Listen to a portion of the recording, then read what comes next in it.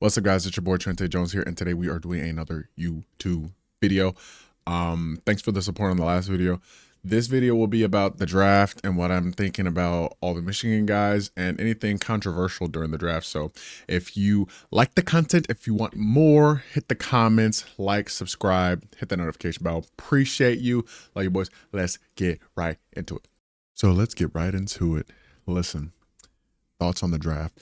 I'm seeing Shedeur freaking Sanders, getting dropped to the goddamn fourth round. Currently it is 12:31 EST. I don't know if he's been drafted yet, and he probably will be drafted pretty soon here. He's gonna get drafted today, more than likely, but this is a slide of the freaking century.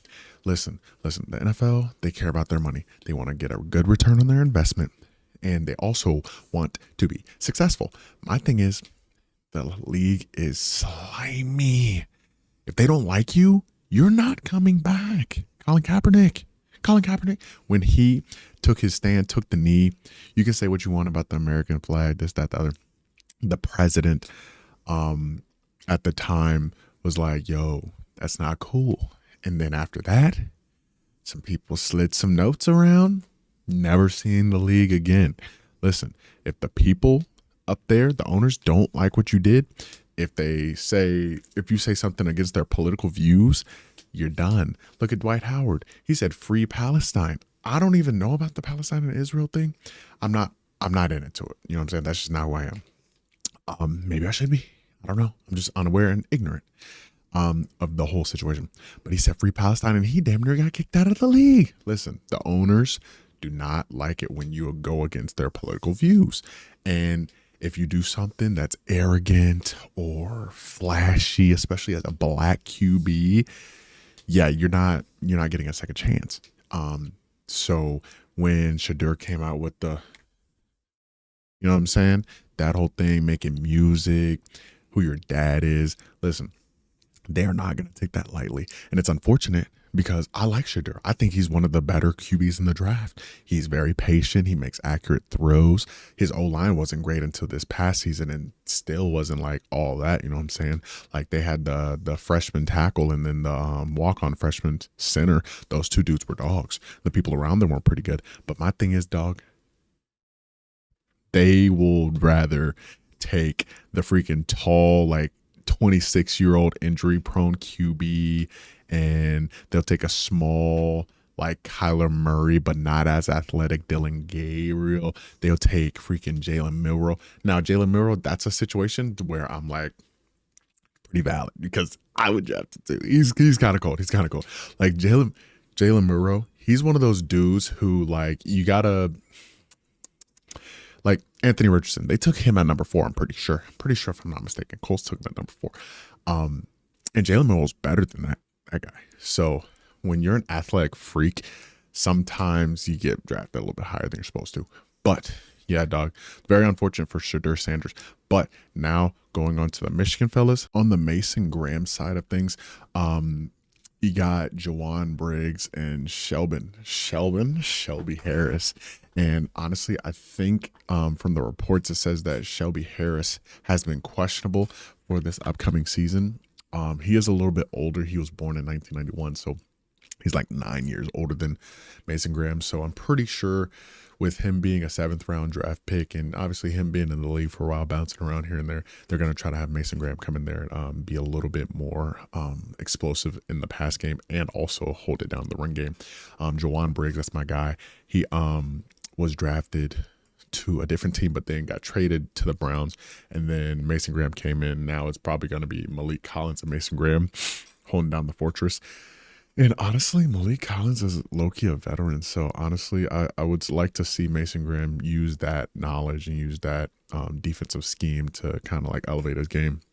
But obviously, I'm not a D tackle, so I don't know much about D tackles and what they do.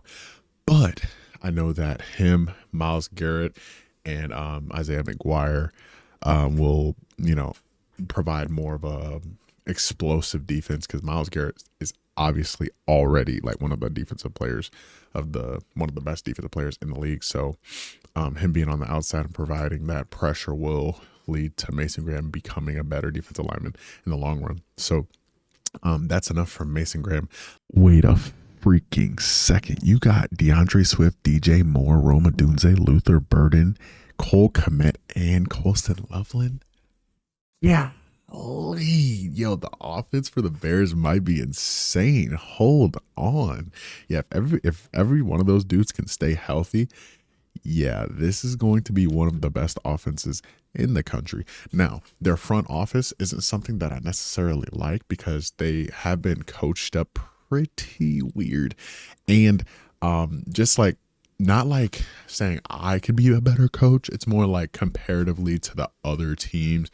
Like they've handled some situations definitely odd, but coming off the season they had last year and doing better and better and better with the new head coach coming in, I feel like they have some juice coming into this season because Colston Loveland is a receiving threat. He is a dog. He's going to come out there and just route people up. He is like a size mismatch for a lot of people.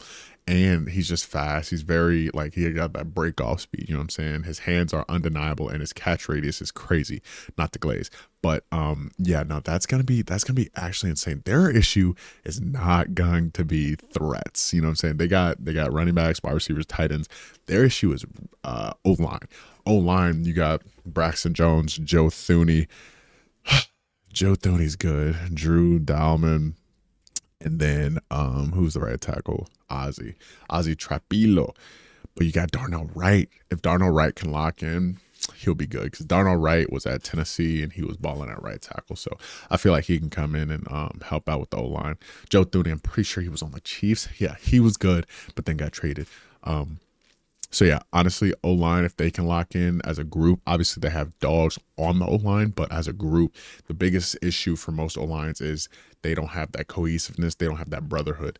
Once they're all on the same page and start locking in, communicating better, you see a lot of great O-lines. You see a lot of great long lines. So Chicago's Bears offense is going to be crazy. Their defense, not too solid on their defense, but this is the draft talk with Trente Jones. We're talking about Colston Loveland. All right, so next is who was next? Kenneth Grant. I'm looking at the rosters and shout out Miami Dolphins. They picked up Tariq Black. That's a freaking throwback right there. This is his first season in the NFL, so hopefully he can stay healthy and stay on this team, man. That's awesome. Good for him. But for the defense, I was like, my jaw dropped looking at these names. You got Jalen Phillips, decent. Chop Robinson, Muhammad Kamara, that's a pull.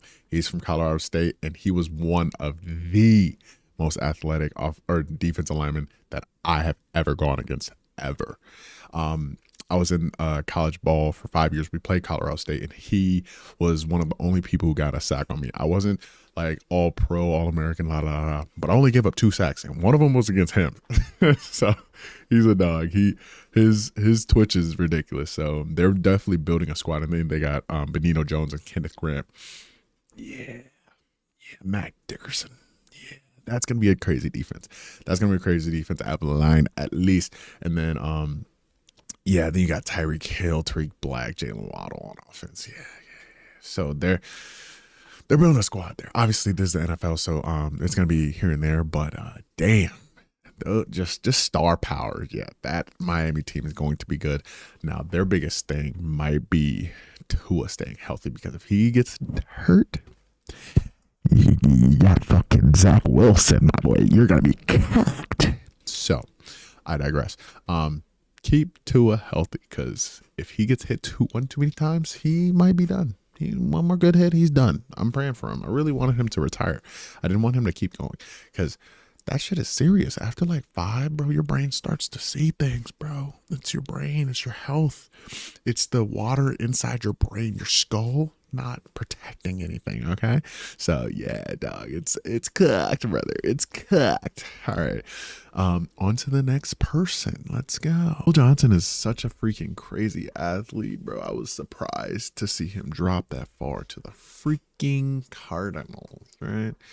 I do see them being a great fit. Also, shout out Owen Papo, my boy. He is the will on the Cardinals as of right now. I think he's second string, but he might be starting next season. I don't know.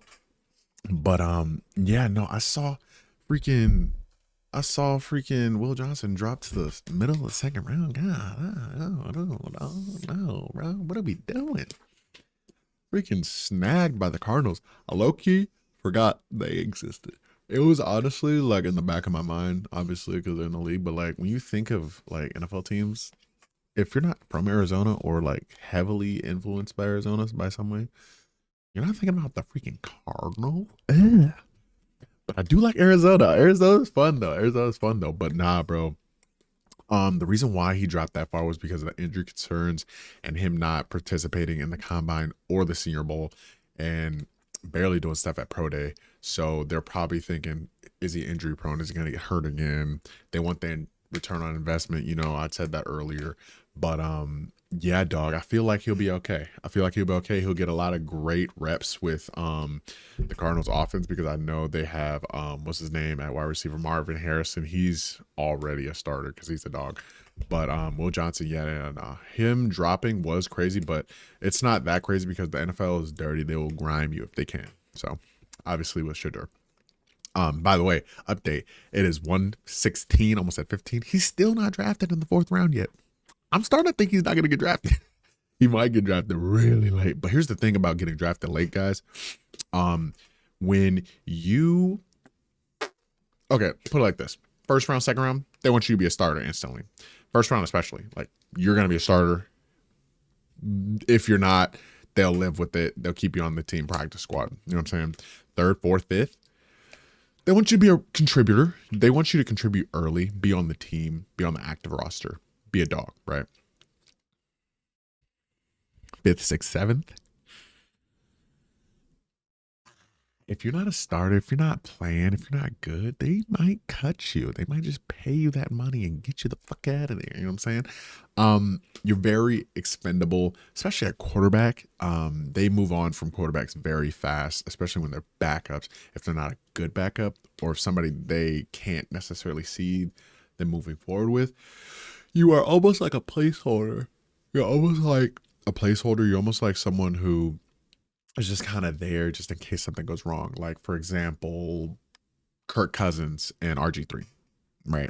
They had Kirk Cousins, RG3 went down, Kirk comes in, right? If if RG3 never goes down, who would know Kirk Cousins? Obviously, Kirk Cousins is a dog, one of the best pocket passers ever.